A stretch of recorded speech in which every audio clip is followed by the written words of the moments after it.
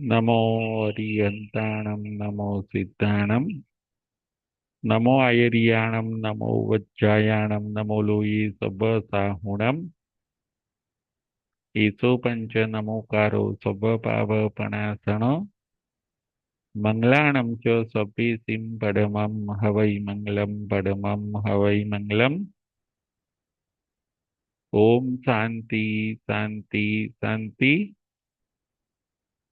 श्रमण भगवान महावीर स्वामीना चरण कमळમાં તથા સદગુરુદેવના ચરણ કમળમાં ઉપકારી સર્વ સંત સતીજીના ચરણ કમળમાં આપણા સૌના ભાવપૂર્વક અવિરામ કોટી કોટી વંદન।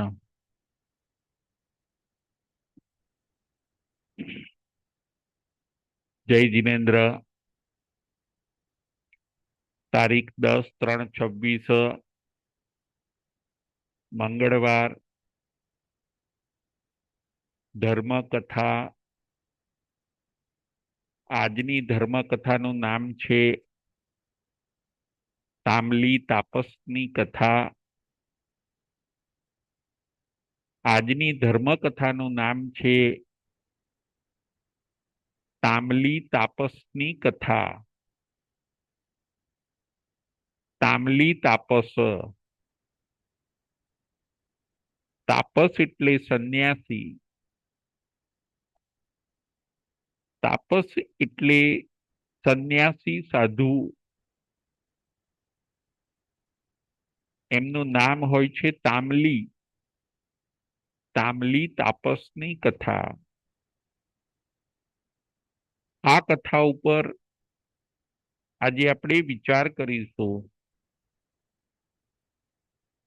ધર્મ કેવો શુદ્ધ કરવો જોઈએ એ આ કથા ઉપરથી આપણને જાણવા અને સમજવા મળે છે। તમે લક્ષ્ય શુદ્ધ રાખો એવું આ કથા આપણને પ્રેરણા આપે છે। આ તામલી તાપસની કથા ભગવતી સૂત્રમાં આવે છે। ભગવતી સૂત્ર એટલે પાંચમું આગમ। એ ભગવતી સૂત્રમાં આ તામલી તાપસની કથા આવે છે। ભગવાન મહાવીર સ્વામી તામલી તાપસના વખાણ કરે છે। આ કથાનો ભાવ એવો છે કે કોઈ દિવસ નિયાણું ન કરવું જોઈએ। કોઈ દિવસ નિયાણું ન કરવું જોઈએ। નિયાણું એટલે શું? તો કે ધર્મકરણીનો સોદો ન કરવો જોઈએ। આપણે જે ધર્મ કરીએ એ ધર્મનો કોઈ ભૌતિક વસ્તુ માટે આપણે સોદો ન કરવો જોઈએ। જો એવો સોદો કરી લઈએ તો એને નિયાણું કહેવામાં આવે છે। ધર્મ ઊંચી વસ્તુ છે, એને આપીને સામે ભૌતિક વસ્તુ માગવી એનું નામ છે નિયાણું।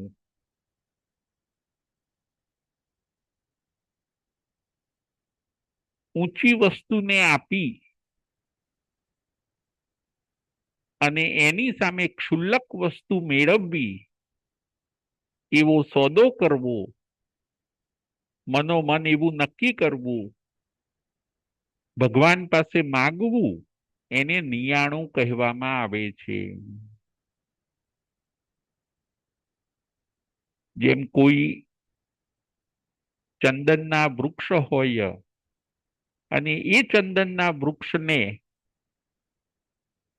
એ ચંદનના લાકડાને, એ લાકડું કેટલું કિંમતી છે ચંદનનું લાકડું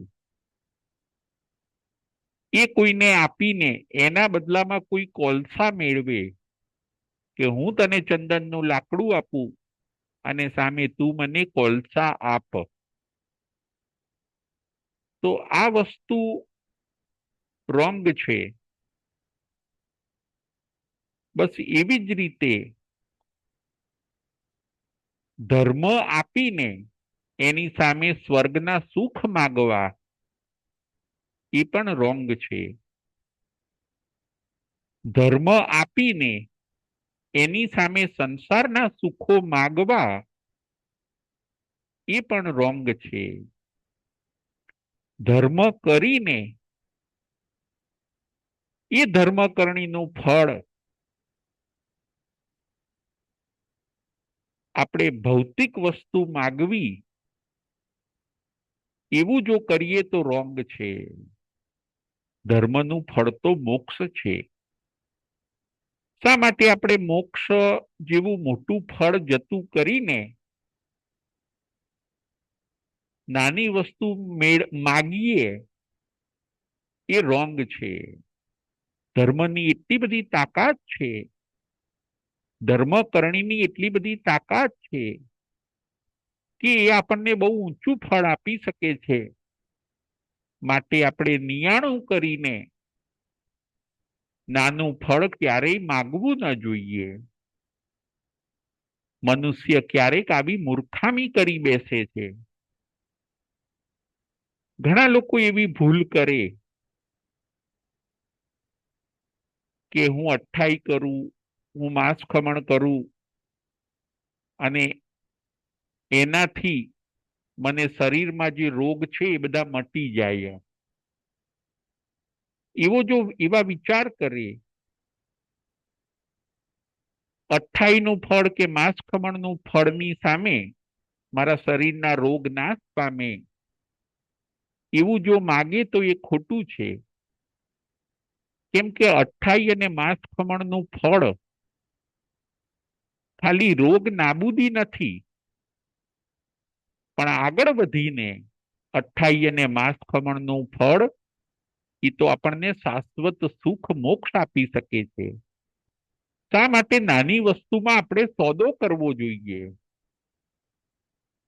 શા માટે નાની વસ્તુ આપણે માગવી જોઈએ? ધર્મનું ફળ તો ઊંચું છે અને ઉત્તમ છે. જેમ કોઈ માણસ હોય એ ડાયમંડ આપીને એની ઓરમાં ગોલ્ડ માગે તો એ રોંગ છે. જેમ કોઈ માણસ હોય એ ગોલ્ડ આપીને એની સામે સિલ્વર માગે એ રોંગ છે. એને મોટું નુકસાન થવાનું, કારણ કે ગોલ્ડની કિંમત વધારે ને સિલ્વરની કિંમત ઓછી. એમ તમે જે ધર્મ કરો છો, જે ધર્મકરણીની ક્રિયાઓ કરો છો એનું ફળ ઊંચું છે અને સામે જે સંસારની ભૌતિક સામગ્રી માગો છો એ ફળ બહુ નાનું છે. આવો સોદો તમે ભૂલે ચૂકે ન કરતા. તામલી તાપસનું દ્રષ્ટાંત આપણને એ બતાવે છે. આજે આપણે જોવાનું છે તામલી તાપસનું દ્રષ્ટાંત. ભગવતી સૂત્રમાં આવે છે. ભગવાન તામલી તાપસના વખાણ કરે છે. ભગવાન મહાવીર સ્વામી પોતાના શિષ્યોને કહે છે કે જેમ તામલી તાપસ નિયાણું કરતા નથી, એમને દેવો મનાવવા આવે છે તો પણ દેવો મનાવવા આવે છે કે તમે નિયાણું કરો, છતાં પણ એ નિયાણું કરતા નથી. હે મારા શિષ્યો, તમે પણ એવા જ બનજો. ભગવાન મહાવીર સ્વામી પોતાના શિષ્યોને કહે છે. આપણે પણ નિયાણું ન કરવું જોઈએ. એ બોધ, એ શિક્ષા આપણે આ કથામાંથી જોવાની છે, તામલી તાપસની કથા. 5 લક્ષે ધર્મ ન કરવો. 5 લક્ષે ધર્મ ન કરવો. કયા 5 લક્ષ? આપણું ઘણીવાર લક્ષ્ય ખોટું હોય છે, આપણો ગોલ ખોટો હોય છે. 5 લક્ષે ધર્મ ન કરવો. કયા એ 5 લક્ષ? નંબર 1, માન પ્રતિષ્ઠા માટે ધર્મ ન કરવો. માન અને પ્રતિષ્ઠા માટે ધર્મ ન કરવો. ધર્મ કરો છો એ સારી વાત છે, પણ મારું માન વધે, મારી પ્રતિષ્ઠા વધે, મને બધા ધર્મિષ્ઠ માને, એવા લક્ષ્ય ધર્મ ન કરવો. માન પ્રતિષ્ઠાના લક્ષ્ય ધર્મ ન કરવો. નંબર 2, વાહવાહ માટે ધર્મ ન કરવો. ઘણા લોકો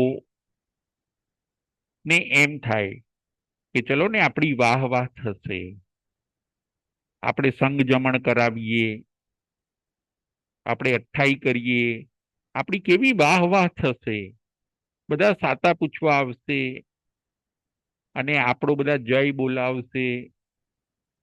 નંબર 2, વાહ વાહ માટે આપણે ધર્મ ન કરીએ. લક્ષ્ય શુદ્ધિ, એના ઉપર આજે આપણે વિચાર કરીએ. નંબર 1, માન પ્રતિષ્ઠા માટે ધર્મ ન કરીએ. નંબર 2, વાહવાહ માટે ધર્મ ન કરીએ.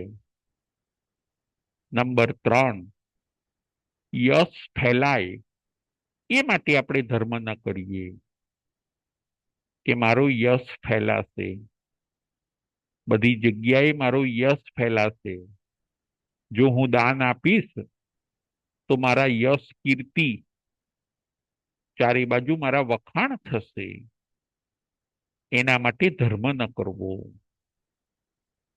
આ બધી વસ્તુઓ કેવી છે, નાશવંત છે. યશ, કીર્તિ, માન પ્રતિષ્ઠા અને વાહ વાહ, આ બધું ક્ષુલ્લક છે. યશ ફેલાય એ માટે હું ધર્મ કરું, એવા ભાવ આપણે ન રાખવા જોઈએ. નંબર 3. નંબર 4, ભૌતિક સુખ સામગ્રી માટે ધર્મ ન કરવો જોઈએ. નંબર 4, ભૌતિક સુખ સામગ્રી માટે હું, જેને કહેવાય મને સ્વર્ગ મળે, મને ધનની પ્રાપ્તિ થાય, હું રોજ એક માળા ગણું, જેના કારણે મારો ધંધો સારો ચાલે, હું રોજ એક સામાયિક કરું, જેના કારણે મને કોઈ વિઘ્ન ના આવે, મારો સંસાર સુખી રહે.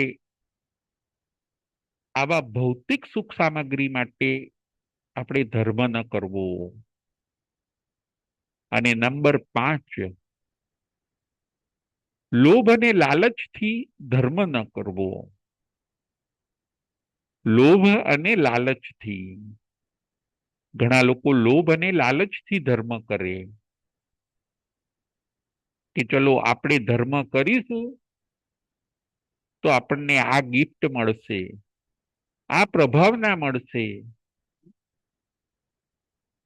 આપણને બધા ઇનામ આપશે.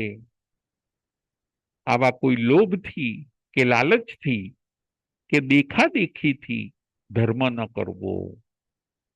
5 લક્ષે ધર્મ ન કરવો. નંબર 1, માન પ્રતિષ્ઠા વધે એટલે ધર્મ ન કરવો. વાહવાહ માટે ધર્મ ન કરવો. નંબર 2.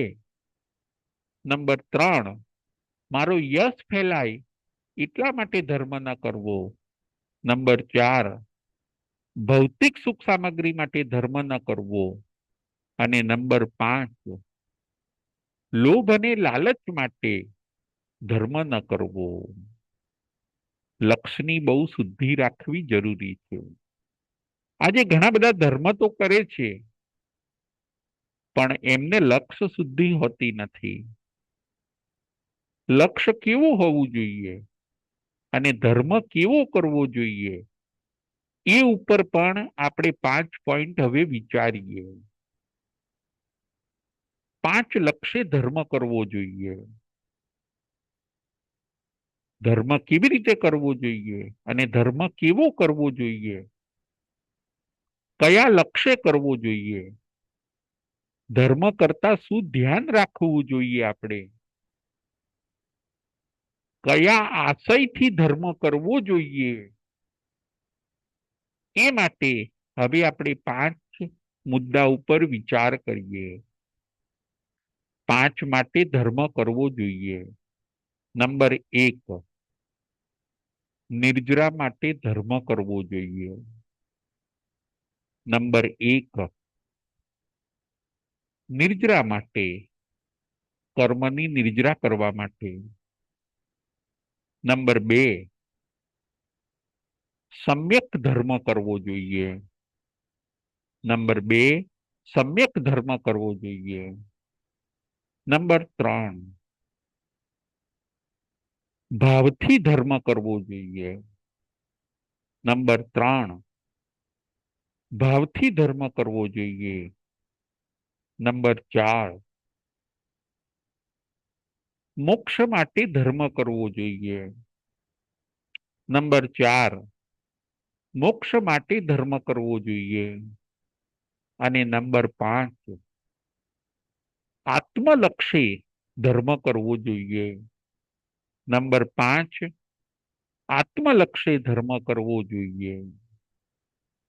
ધર્મ કરતા આપણે શું ધ્યાન રાખવાનું, આપણે કયું લક્ષ્ય રાખવાનું, એના માટે આ 5 પોઈન્ટ છે.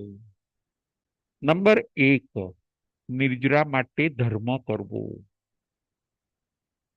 કઈ નિર્જરા?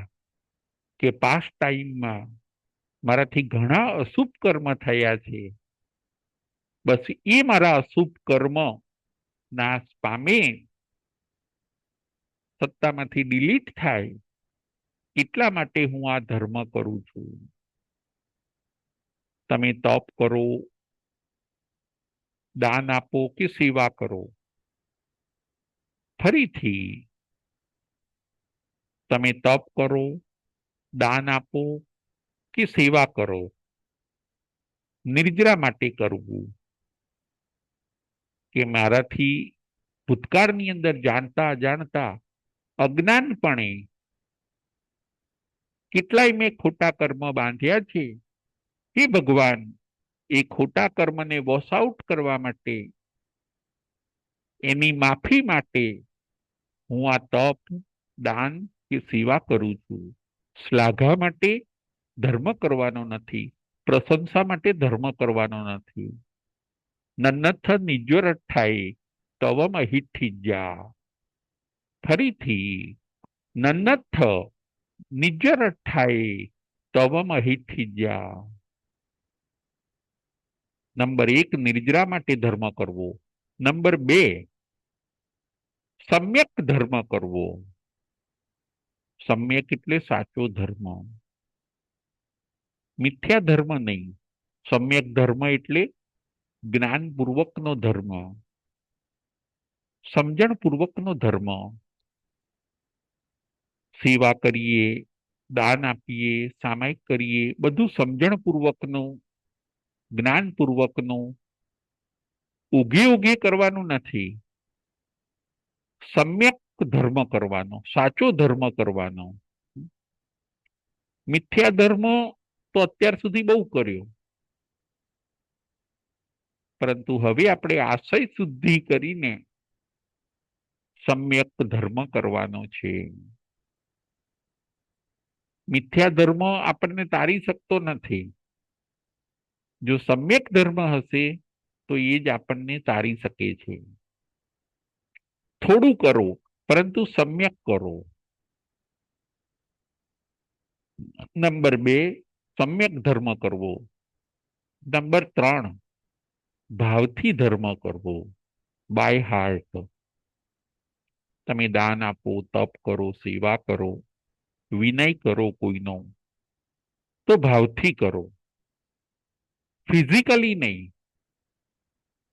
જો તમે ભાવથી કરશો તો તમને અનેક ગણું ફળ મળશે. ધર્મની એક્ટિંગ કરવાની નથી, રિયલ ધર્મ કરવાનો છે. સ્વાર્થથી ધર્મ નથી કરવાનો, પરમાર્થથી ધર્મ કરવાનો છે. જો આપણે એક્ટિંગ કરીશું તો આપણને ફળ નામનું જ મળશે, પરંતુ જો આપણે રિયલ ધર્મ કરીશું ને ભાવથી ધર્મ કરીશું તો અનેક ગણું ફળ મળે છે. એટલે ભાવથી ધર્મ કરવો. નંબર 4, મોક્ષ માટે ધર્મ કરવો. બસ દોષોથી મારી મુક્તિ થાય, મારા દુર્ગુણોથી, મારી કુટેવોથી મારી મુક્તિ થાય, એટલા માટે હું આ ધર્મ કરું છું. વિષમ ભાવોને છોડું, સંભાવમાં આવું, રાગ દ્વેષને છોડું, મૈત્રી પ્રેમ એ બધામાં આવું, એના માટે હું આ ધર્મ કરું છું. ખોટી વસ્તુઓથી આપણે શું જોઈએ છીએ? આપણો મોક્ષ જોઈએ છીએ. ખોટી વસ્તુઓથી છૂટવા માટે હું આ ધર્મ કરું છું. જેમ કોઈ કેદી હોય, એ પોતે સારી વર્તણૂક કરશે જેલની અંદર, કે હું સારી વર્તણૂક કરીશ, હું સારો વ્યવહાર કરીશ, સાચો વ્યવહાર કરીશ, તો જલ્દી જલ્દી જેલમાંથી મારી મુક્તિ થશે. બસ એવું જ છે મોક્ષ માટે ધર્મ કરવો. નંબર 5, આત્મલક્ષી ધર્મ કરવો. હું જે ધર્મ કરું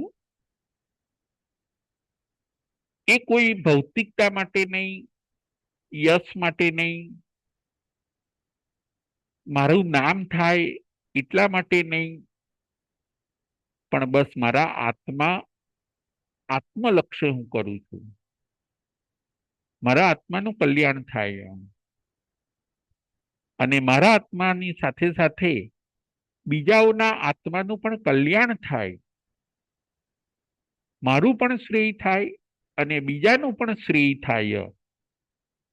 બસ આવા આત્મલક્ષી ધર્મ કરવો. હું રાજા બનું, હું પ્રધાન બનું, હું ચેમ્પિયન બનું, હું બહુ નગર શેઠ બનું, હું ખૂબ શ્રીમંત બનું, આવા કોઈ લક્ષ્ય આપણે ધર્મ કરવાનો નથી. બસ આત્મલક્ષી, મારો આત્મા પરમાત્મા બને, અનંત કાળથી જે મારું ભવ ભ્રમણ ચાલે છે એનો અંત આવે, મારા આત્માને આઝાદી પ્રાપ્ત થાય, એવું મારે શ્રેય સાધવું છે. હું સંસારમાં રહીશ ત્યાં સુધી હું પણ હેરાન થઈશ અને બીજા છકાઈ જીવોને પણ હેરાન કરીશ. પરંતુ જો હું મોક્ષે જઈશ તો મને પણ શાંતિ અને મારા તરફથી છકાઈ જીવોને પણ અભયદાન મળવાનું છે. બસ તો આ કામ મારે પહેલા કરવું છે. આપણો આત્મા જો પરમાત્મા બની જાય તો આપણને પણ શાશ્વત સુખ મળે છે અને આપણા થકી બીજા જીવોને અભયદાન મળે છે. કારણ કે છકાઈ જીવોને આપણે મોક્ષે જોઈએ પછી આપણે છકાઈ જીવોને આપણે ડિસ્ટર્બ કરતા નથી. એ પણ નિર્ભય અને આપણે પણ નિર્ભય, એ પણ અભય બની જાય છે અને આપણે પણ અભય બની જઈએ છીએ. એટલે આત્મલક્ષી ધર્મ કરવો. 5 માટે ધર્મ કરવો, એ પોઈન્ટ ઉપર આજે આપણે વિચાર કર્યો. વાત ચાલતી હતી આપણે તામલી તાપસની. તામલી તાપસ આત્મલક્ષી ધર્મ કરે છે. ભગવાન મહાવીર સ્વામી તાંબલી તાપસના વખાણ કરે છે. એ તાંબલી તાપસ કોણ હોય છે? તો કે તામ્રલિપ્ત નામની નગરી હોય છે. અને એ તામ્રલિપ્ત નગરીની અંદર એક તાંબલી નામે શેઠ હોય છે. તાંબલી નામે શેઠ, તામ્રલિપ્ત નામની નગરી. અને આ શેઠ બહુ ધનાઢ્ય હોય છે, ખૂબ સુખી હોય છે. એકવાર ધર્મ જાગરણ કરતા કરતા એમને મનમાં વિચાર આવ્યો કે હવે મને બધું મળી ગયું છે, મારી પાસે કશું નથી એવું નહીં, નથી. મારું સમાજમાં કેટલું બધું માન છે, મારી પાસે પરિવાર છે, મારી પાસે ધન સંપત્તિ અઢળક છે, નોકર ચાકર દાસ દાસી, પુણ્યની તો રેલમ છેલ છે. મારો પડ્યો બોધ બધા ઝીલે છે, મારું કુટુંબ પણ વિશાળ છે, ભૌતિક સમૃદ્ધિ મને બધી મળી ગઈ છે, કોઈ વસ્તુની કમી નથી. બસ હવે ખૂટે છે એક ધર્મ, મારા જીવનમાં ખૂટે છે એક ધર્મ. એવો વિચાર કરીને તાંબલી તાપસ વિચારે છે કે હવે મારે ભૌતિકતા છોડીને, આ તાંબલી શેઠ વિચારે છે કે હવે મારે ભૌતિકતાને છોડીને મારે આધ્યાત્મિકતા તરફ જવું જોઈએ. હવે મારે ધર્મ માર્ગે જવું જોઈએ, મારે ત્યાગના માર્ગે જવું જોઈએ. આ ભૌતિકતાને ભોગવવામાં જ જીવનને પૂરું ન કરવું જોઈએ. આવો સુંદર વિચાર તાંબલી શેઠને આવે છે. અને એ તાંબલી શેઠ એમ વિચારે છે કે મારે હવેના કાલે દિવસ ઉગે ત્યારે મારે સંન્યાસ લેવો જોઈએ. સંન્યાસ લઈને મારે મારા આત્માનું કલ્યાણ કરવું જોઈએ. જુઓ, જૈન નથી, આ તાંબલી શેઠ જૈન નથી, છતાં પણ એને અંતસ્ફૂર્ણા એવી થઈ કે મારે સંન્યાસ લેવો છે. અને રાત્રે આવો, પાછલી રાત્રે આવો સંકલ્પ કરે છે. બીજા દિવસે સવારે પોતાના જ્ઞાતિજનોને બોલાવે છે, પોતાના કુટુંબીઓને બોલાવે છે, મોટો જમણવાર રાખે છે અને બધાની વચ્ચે વાત મૂકે છે કે મારે હવે સંન્યાસ લેવો છે, મારે મારા આત્માનું કલ્યાણ કરવું છે, હવે મારે ભગવાનનું ધ્યાન કરવું છે, ભગવાનની ભક્તિ કરવી છે. મારો એ વિચાર હું આપને બતાવું છું. અને મારી જે તમામ જવાબદારીઓ ખરી, એ મારી તમામ જવાબદારી હું મારા મોટા પુત્રને સોંપું છું. હવે મારું કુટુંબ પણ એ ચલાવશે, મારો બધો કારભાર પણ એ કરશે અને મારી બધી જવાબદારીનું પણ વહન એ કરશે. એ બધા હવે તૈયાર થઈ ગયા છે. એવી ઉદ્ઘોષણા કરીને તાંબલી તાપસ પોતાની બધી જવાબદારી, તાંબલી શેઠ પોતાની બધી જવાબદારી પોતાના મોટા પુત્રને સોંપી દે છે અને પોતે સંન્યાસ જાતે લઈ લે છે.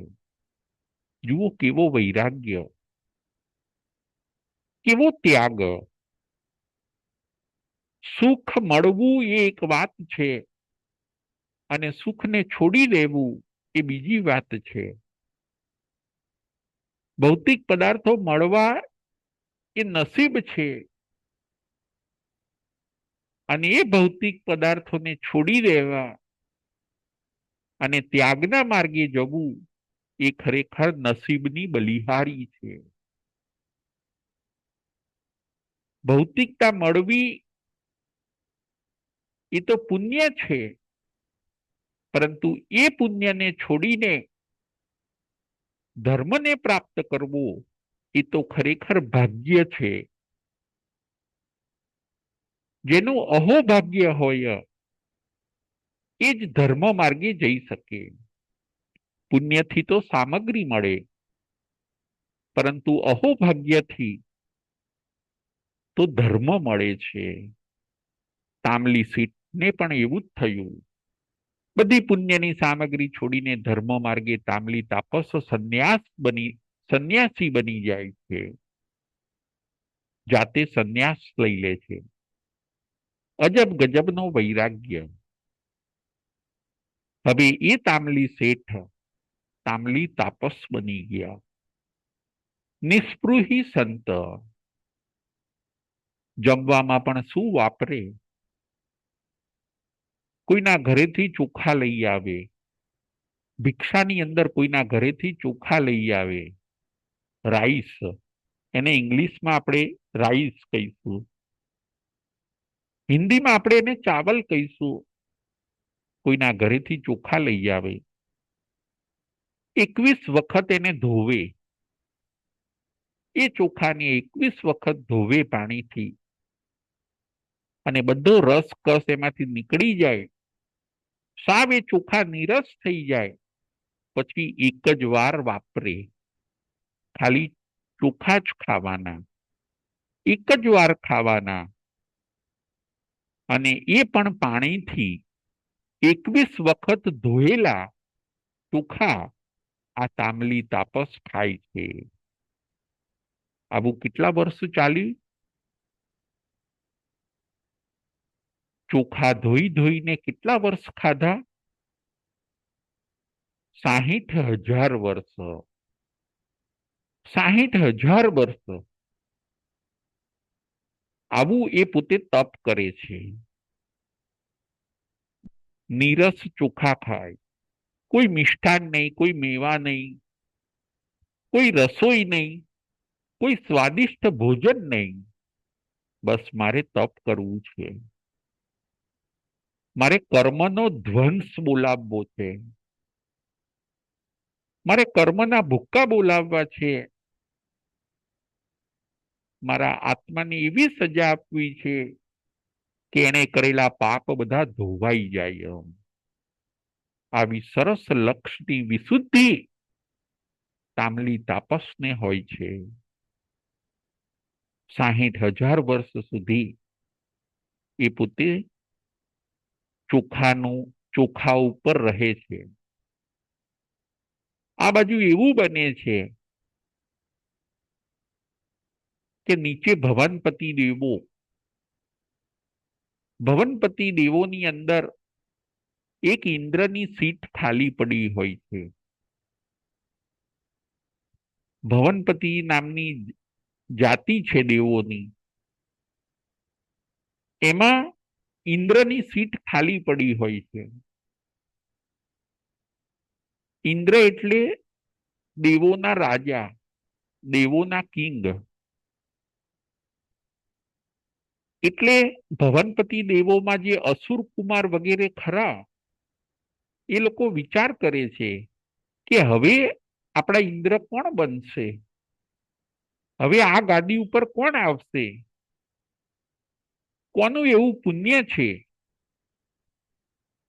કે આપણા ઇન્દ્ર બનશે. ભવનપતિ દેવો આવું વિચારે છે, અસુર કુમાર દેવો આવું વિચારે છે. એવું તો ભરત ક્ષેત્રમાં કોણ છે કે જે આપણા ઇન્દ્ર બની શકે? એ દેવો ઉપયોગ મૂકીને જોવે છે કે ભરત ક્ષેત્રની અંદર એક આ તામલી તાપસ એવા છે, એનું નસીબ એવું છે કે એ જો પોતે નિયાણું કરે તો એ આપણા ઇન્દ્ર બની શકે. આપણી જે સીટ ખાલી છે એ સીટની અંદર દેવ તરીકે એમનો બોન થાય. ચાલો ચાલો આપણે એમને વિનંતી કરવા જઈએ. અસુર કુમાર દેવો એ બધા વિનંતી કરવા માટે તામલી તાપસ પાસે ભરત ક્ષેત્રમાં આવે છે. આવીને એ દેવો, અસુર કુમાર વગેરે દેવો તામલી તાપસને વિનંતી કરે છે કે હે ઋષિ મુનિ, હે શ્રમણ શ્રેષ્ઠ, હે ઘોર તપસ્વી, અમે આપને વંદન કરીએ છીએ, આપને અમે નમસ્કાર કરીએ છીએ. આપ નિયાણું કરો અને અમારા ઇન્દ્ર બનો. આપ નિયાણું કરો અને અમારા રાજા બનો. વિનંતી કરે છે. વિનંતી કર્યા પહેલા એ અસુર કુમાર દેવો 32 પ્રકારના નાટક તામલી તાપસને બતાવે છે કે જુઓ અમારી રિદ્ધિ કેવી છે, અમારી સમૃદ્ધિ કેવી સરસ છે, અમે આવા ઊંચી જાતિના દેવ છીએ અને આપ અમારા ઇન્દ્ર બનો, આપ અમારા નાથ બનો. આવી મોટી માગણી અસુર કુમાર દેવો તામલી તાપસ પાસે મૂકે છે. એમને લોભમાં ને લાલચમાં નાખવા માટે પ્રયત્ન કરે છે કે આપ નિયાણું કરો, આપ મનથી એવો સંકલ્પ કરો કે મારા તપ જપનું જો કોઈ ફળ હોય તો હું ઇન્દ્ર બનું. આપ સોદો કરો. અસુર કુમાર દેવો તામલી તાપસને સમજાવે છે કે આપ સોદો કરો. મનમાં એવું વિચારો કે મારા તપ સંયમનું જો કોઈ ફળ હોય, મેં આટલી ઘોર તપશ્ચર્યા કરી એનું કોઈ જો ફળ હોય તો હું અસુર કુમાર જાતિના દેવોનો ઇન્દ્ર બનું. આવું મનોમન તમે વિચારો. 1 વાર વિચારો, 2 વાર વિચારો, 3 વાર વિચારો. આવી વિનંતી અસુર કુમાર દેવો તામલી તાપસને કરે છે. જોવાની વાત અને સમજવાની વાત એ છે કેટલી મોટી લાલચ આપે છે. ઇન્દ્ર એટલે દેવોના પણ રાજા, બહુ મોટી પોસ્ટ, પણ એવી પોસ્ટને પણ આ તામલી તાપસ ઠુકરાવી દે છે. તામલી તાપસ મનમાં વિચારે છે કે મેં જે તપ કર્યું છે એ ઉત્કૃષ્ટ ફળ મેળવવા માટે મેં તપ કર્યું છે. ઇન્દ્ર બનવા માટે મેં તપ કર્યું નથી. ફરીથી મેં જે તપ કર્યું છે એ તપ ઉત્કૃષ્ટ ફળ મેળવવા માટે કર્યું છે. લાસ્ટ ડેસ્ટિનેશન, જે છેલ્લું ફળ છે એ મેળવવા માટે મેં કર્યું છે. ઇન્દ્ર કે દેવોના રાજા એવી ભૌતિકતા માટે મેં આવું 60,000 વર્ષ સુધીનું તપ એના માટે મેં નથી કર્યું. મારે આવો સંકલ્પ કરવો નથી, મારે આવો સોદો કરવો નથી, મારે નિયાણું કરવું નથી. તામલી તાપસ મનથી મક્કમ રહે છે કે મારી ધર્મકરણીનું ફળ મને જે મળવાનું હશે એ ચોક્કસ મળવાનું જ છે. મારે ઉતાવળા થઈને નાની વસ્તુની અંદર સોદો કરવાની જરૂર નથી. મનથી મક્કમ રહે છે. જુઓ, સામે દેવો વિનંતી કરે છે. 1 વાર વિનંતી કરે છે, 2 વાર વિનંતી કરે છે, 3 વાર વિનંતી કરે છે, છતાં પણ તામલી તાપસ સાંભળ્યું ન સાંભળ્યું કરે છે, નિયાણું કરતા નથી. અસુર કુમાર દેવોને એમ લાગ્યું કે હવે આ પોતે માનશે નહીં, એટલે અસુર કુમાર દેવો 2, 3, 5 વાર વિનંતી કરીને વારંવાર વિનંતી કરીને પાછા અસુરકુમાર દેવો જ્યાંથી આવ્યા હોય છે ત્યાં પાછા જતા રહે છે. એમને ખ્યાલ આવી ગયો કે તામલી તાપસ નિયાણું કરે એવા નથી, મનથી બહુ સોલિડ છે. ઊંચી વસ્તુ જો મળતી હોય તો નાની વસ્તુમાં કોણ સોદો કરે? મોક્ષ જો મળતો હોય તો ઇન્દ્રની પદવીમાં ધર્મકર્ણીનો કોણ સોદો કરે? તામલી તાપસ અસુરકુમારની આ વાતોનો અસ્વીકાર કરે છે, નિયાણું કરતા નથી. તેમના આવા ભાવોની, તેમની આવી દ્રઢતાની ભગવાન મહાવીર સ્વામી પણ વખાણ કરે છે કે ભલભલો માણસ હોય તો પણ લોભ અને લાલચમાં આવી જાય. સામે જો દેવો વિનંતી કરતા હોય, દેવો આજીજી કરતા હોય, દેવો જો રાજા તરીકે સ્વીકારવા તૈયાર હોય તો કોણ તૈયાર ના થઈ જાય? ભલભલો માણસ પીગળી જાય, પરંતુ તામલી તાપસ પીગળતા નથી, નિયાણું કરતા નથી. બસ ભગવાન એ જ આપણને કહે છે કે તમે પણ તમારી ધર્મકરણીનું ફળ જે તમને ઊંચું મળવાનું છે એ ઊંચા ફળને ના બદલામાં તમે નીચું ફળ મેળવી ના લેતા, તમે પણ નિયાણું ન કરતા. આ કથામાંથી આપણને એ શીખવા મળે છે કે આપણે પણ નિયાણું ન કરવું જોઈએ. નિયાણું બે રીતે થઈ જતું હોય છે. રાગથી પણ નિયાણું થાય છે અને કોઈ વાર દ્વેષથી પણ નિયાણું થઈ જાય છે. નિયાણાને નિદાન પણ કહેવામાં આવે છે. રાગથી નિયાણું થઈ જાય. રાગથી નિયાણું કોણે કર્યું અને દ્વેષથી નિયાણું કોણે કર્યું એ ઉપર આપણે થોડુંક જોઈ લઈએ. રાગથી નિયાણું કર્યું સુકુમાલિકા સાધ્વીજીએ. સુકુમાલિકા સાધ્વીજીએ રાગથી નિયાણું કર્યું. સુકુમાલિકા સાધ્વીજી એટલે દ્રૌપદીનો જીવ. સુકુમાલિકા સાધ્વીજી એટલે દ્રૌપદીનો જીવ. દ્રૌપદી બન્યા એના પૂર્વ ભાવમાં એ સાધ્વીજી હોય છે. સુકુમાલિકા એમનું નામ હોય છે અને એ સુકુમાલિકા સાધ્વીજીએ એક ગણિકાને 5 પુરુષો સાથે જોયા. એ સુકુમાલિકા સાધ્વીજીએ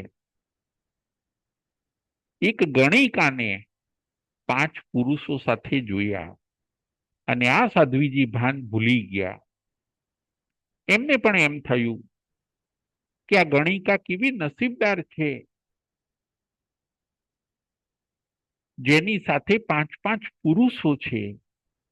હે ભગવાન, મારા પણ જો તપ અને સંયમનું ફળ હોય તો આવતા ભવની અંદર મને પણ આવા 5 પુરુષો મળે.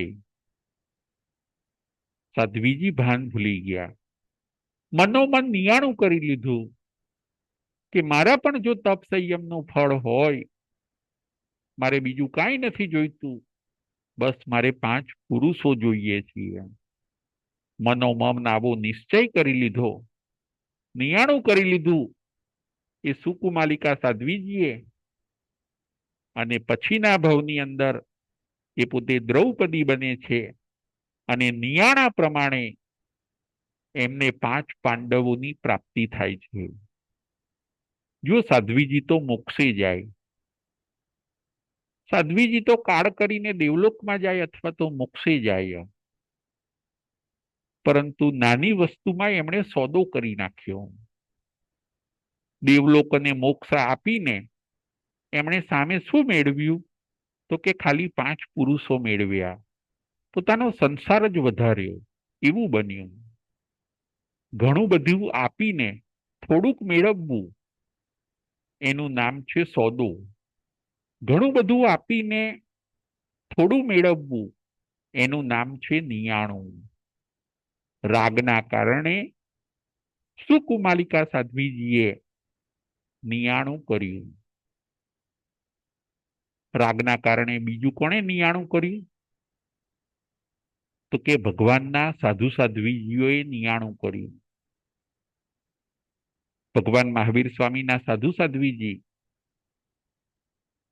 જ્યારે ભગવાન મહાવીર સ્વામી દેશના આપતા હોય છે ત્યારે સાધુ સાધ્વીજી એમના ત્યાં બેઠા હોય છે અને એ વખતે શ્રેણિક રાજા અને ચીલણા ભગવાનના દર્શન કરવા આવ્યા. શ્રેણિક રાજાનું રૂપ અને ચીલણા રાણીનું રૂપ જોઈને, એમનો વૈભવ અને ઠાઠ જોઈને ઘણા સાધુ સાધ્વીજીઓને મનોમન એમ થઈ ગયું કે આ લોકોની જિંદગી કેવી સરસ છે, આપણને આવું સુખ ના મળ્યું, આપણે સાધુ સાધ્વીજી બની ગયા. અને મનોમન એ લોકોના વિચારો પણ ફરી ગયા. પરંતુ ભગવાન મહાવીર સ્વામી ત્યાં હાજર હોય છે. એ પોતાના કેવળ જ્ઞાનની અંદર પોતાના સાધુ સાધ્વીજીના આ ભાવ જોવે છે. વ્યાખ્યાન એવી રીતનું ભગવાન વાંચે છે કે પાછા પોતાના સાધુ સાધ્વીજીના વિચલિત થયેલા મન સ્થિર થઈ જાય છે અને નિયાણું કરતા એ બધા બચી જાય છે. રાગના કારણે નિયાણા બે જણે કર્યા, એક સુકુમાલિકા સાધ્વીજીએ અને બીજું ભગવાનના સાધુ સાધ્વીજીઓએ. દ્વેષના કારણે પણ બે જણે નિયાણા કર્યા. દ્વેષના કારણે સ્કંધક ઋષિએ નિયાણું કર્યું. એમને દ્વેષ થઈ ગયો. એમણે પણ નિયાણું કર્યું કે મારા તપ સંયમનું જો કોઈ ફળ હોય તો હું અગ્નિકુમાર દેવ બનું અને આ આખા નગરને હું બાળી કાઢું. એ ભગવાન મને એવી શક્તિ આપો, મારા મેં અત્યાર સુધી જે સંયમ પાડ્યો અને તપ કર્યું એ બધું મારું તમે લઈ લો અને એની સામે મને અગ્નિકુમાર દેવ બનાવો. અત્યારે મારે બીજું કંઈ નથી કરવું. મોક્ષે જવાની વાત હમણાં સાઈડમાં રાખો. અત્યારે તો આ નગરને મારે બાળવું છે. જ્યારે એમના 500 શિષ્યને પેલો પાપી પાલક ઘાણીમાં પીલે છે, એમાં પણ જ્યારે નાના સાધુને પીલે છે ત્યારે સ્કંધક આચાર્યથી રહેવાયું નહીં. એમને એમ થયું કે અમને સાધુ સાધ્વીજીને આ શું નમાલા સમજે છે, અમારામાં શું શક્તિ નથી, તારી આ હિંમત, અમારા 500 સાધુઓને તું ઘાણીમાં પીલે છે. 500 સાધુ આરાધક થયા, પરંતુ આ સ્કંધક મુનિ, સ્કંધકાચાર્ય જે ગુરુ હોય છે એ પોતે હવે સંભાવ રાખી ન શક્યા અને એમણે નિયાણું કર્યું કે હું આ પાપી પાલકને, આ રાજાને, આ આખા નગરને હું બાળનારો બનું. મારા તપ સંયમનું જો કોઈ ફળ હોય તો હું અગ્નિકુમાર દેવ બનું. અને આ સોદો થઈ ગયો. બને છે પણ એવું જ, દ્વેષમાં ને દ્વેષમાં એમનું આયુષ્ય પૂરું થઈ ગયું. અગ્નિકુમાર દેવ બને છે અને આખા નગરને બાળે છે. એમના 500 શિષ્ય આરાધક થયા અને પોતે નિયાણું કરીને વિરાધક થયા. 500 શિષ્ય મોક્ષમાં જશે અને આ સ્કંધકાચાર્ય હજી ઘણું બધું સંસારની અંદર ફરશે. દ્વેષથી પણ ક્યારેય નિયાણું ન કરવું. બદલો લેવાની ભાવનાથી પણ ક્યારેય નિયાણું ન કરવું. તપ સંયમ આપી દઈને વેરની વસૂલાત કરવા માટેનો ક્યારેય સંકલ્પ ન કરવો. આ દ્રષ્ટાંતમાંથી આપણે એ શીખવાનું છે. દ્વેષથી નિયાણું સ્કંધક મુનિએ કર્યું. દ્વેષથી નિયાણું બીજું કોણે કર્યું?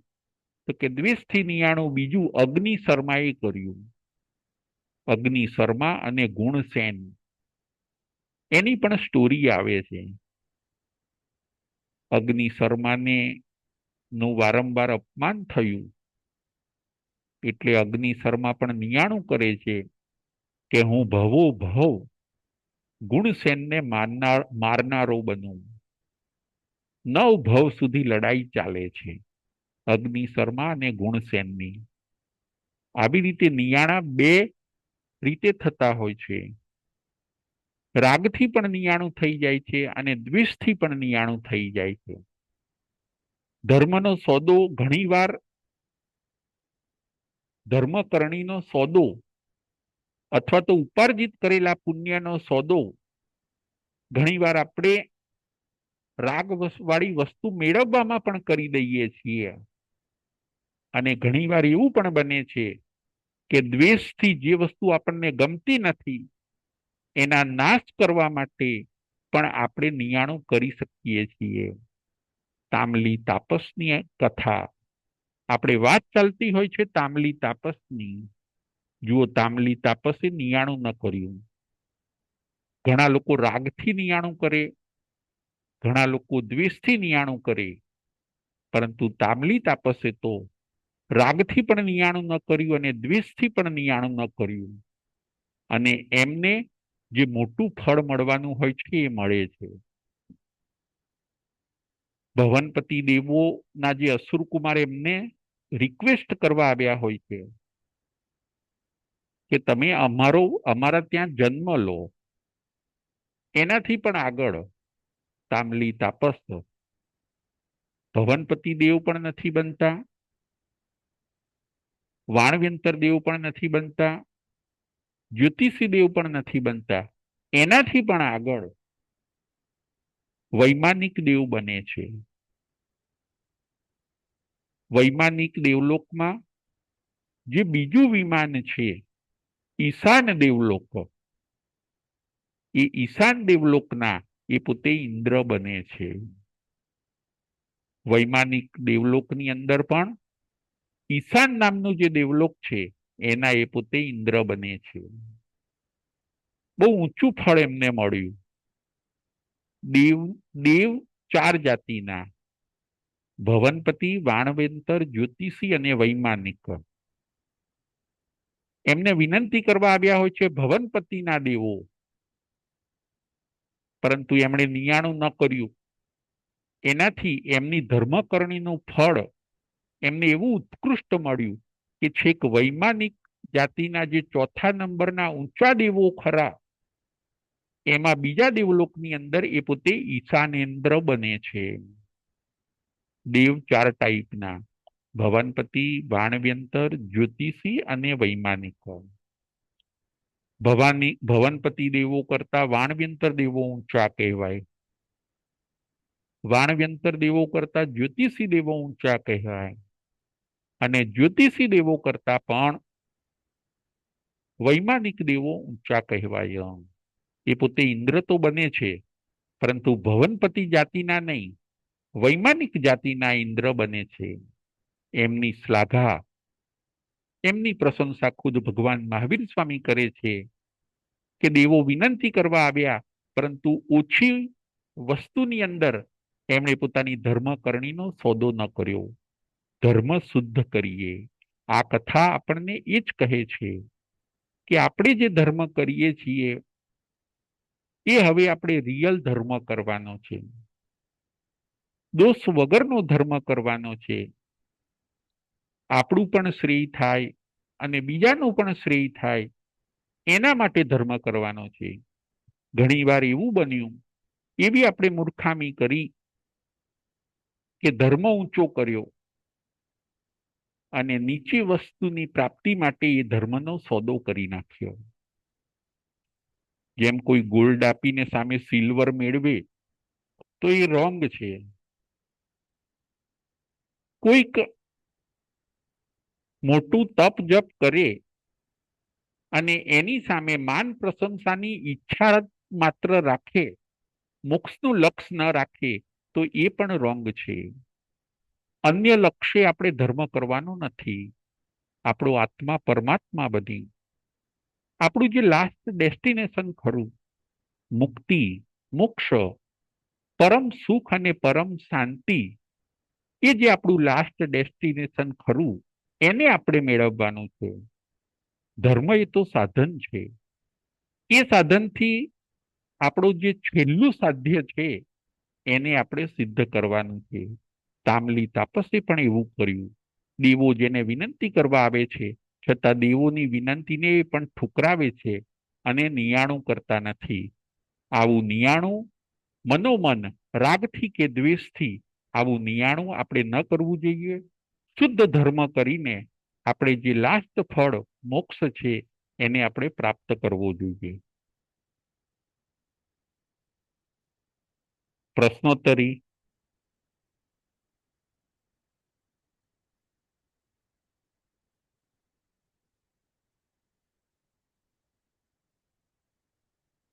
પ્રશ્ન નંબર 1.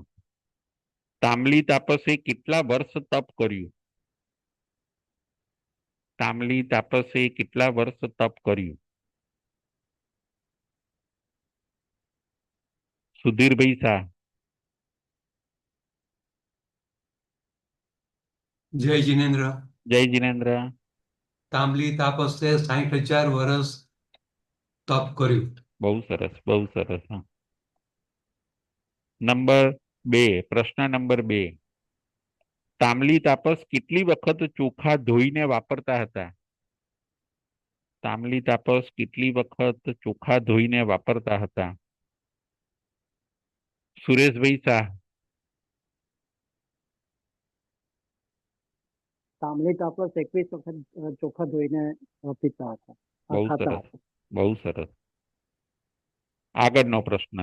તાંબલી તાપસને વિનંતી કરવા કોણ આવ્યું? તાંબલી તાપસને વિનંતી કરવા માટે, નિયાણું કરવા માટે, વિનંતી કરવા માટે કોણ આવ્યું? સંગીતાબેન મહેતા.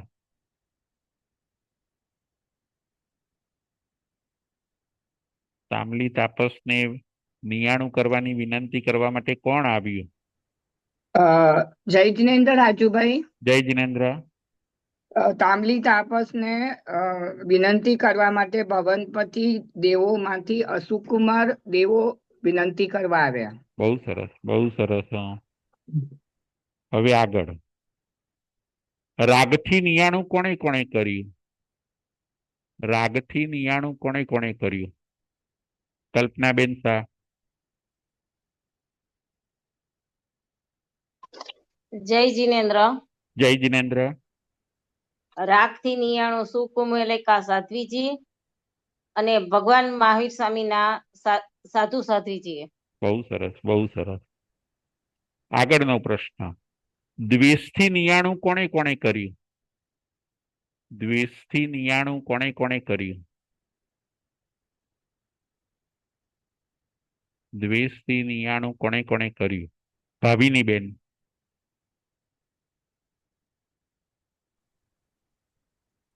નમસ્તે ગુરુજી. જય જિનેન્દ્ર. જય જિનેન્દ્ર. સાતામાં છો ને? હા. હા. સ્કંદક અને અગ્નિ શર્માએ દ્વેષથી નિયાણું કર્યું. બહુ સરસ, બહુ સરસ. હવે આગળ. દેવો કેટલા પ્રકારના, કયા કયા? દેવો કેટલા પ્રકારના, કયા કયા? સુધીરભાઈ શાહ. જય જિનેન્દ્ર. જય જિનેન્દ્ર. દેવો 4 પ્રકારના: ભવનપતિ, વાણવ્યંતર, જ્યોતિષી અને વૈમાનિક. બહુ સરસ, બહુ સરસ. હવે આગળ. 5 લક્ષે ધર્મ ન કરવો. 5 લક્ષે ધર્મ ન કરવો, તે કયા કયા 5 લક્ષે ધર્મ ન કરવો? 5 લક્ષે ધર્મ ન કરવો. સંગીતાબેન મહેતા. 5 લક્ષે ધર્મ ન કરવો.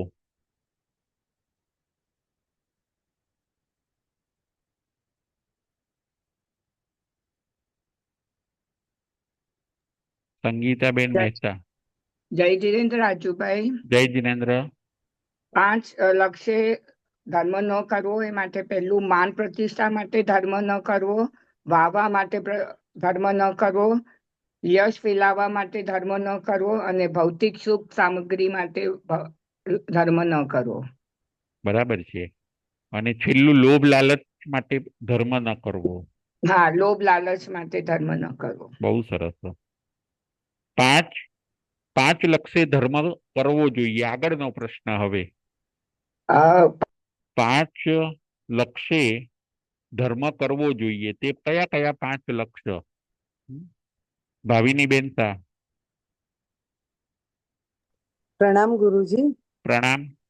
હા, 5 લક્ષ્ય ધર્મ કરવો જોઈએ. એમાં પહેલું નિર્જરા માટે, બીજું સમ્યક ધર્મ, ત્રીજું ભાવથી ધર્મ કરવો જોઈએ, ચોથું મોક્ષ માટે ધર્મ કરવો જોઈએ અને 5મું આત્મલક્ષી ધર્મ કરવો જોઈએ. બહુ સરસ, બહુ સરસ.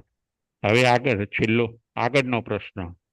તાંબલી તાપસનું દ્રષ્ટાંત કયા આગમમાં આવે છે? તાંબલી તાપસનું દ્રષ્ટાંત કયા આગમમાં આવે છે? સુધીરભાઈ શાહ.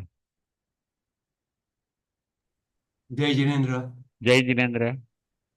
તાંબલી તાપસનું દ્રષ્ટાંત 5મો આગમ ભગવતી સૂત્રમાં આવે છે. બહુ સરસ, બહુ સરસ. હવે છેલ્લો પ્રશ્ન. તાંબલી તાપસે નિયાણું ન કર્યું એના પ્રભાવે એ ક્યાં ઉત્પન્ન થયા? તાંબલી તાપસે નિયાણું ન કર્યું એના પ્રભાવે એ ક્યાં ઉત્પન્ન થયા? કયા દેવલોકમાં? સુરેશભાઈ શાહ. જય જીનેન્દ્ર. જય જિનેન્દ્ર. હા, તાંબલી તાપસે નિયાણું નહીં કરીને વૈમાનિક ડેવલપના ઈશાન ડેવલપના ઇન્દ્ર બન્યા.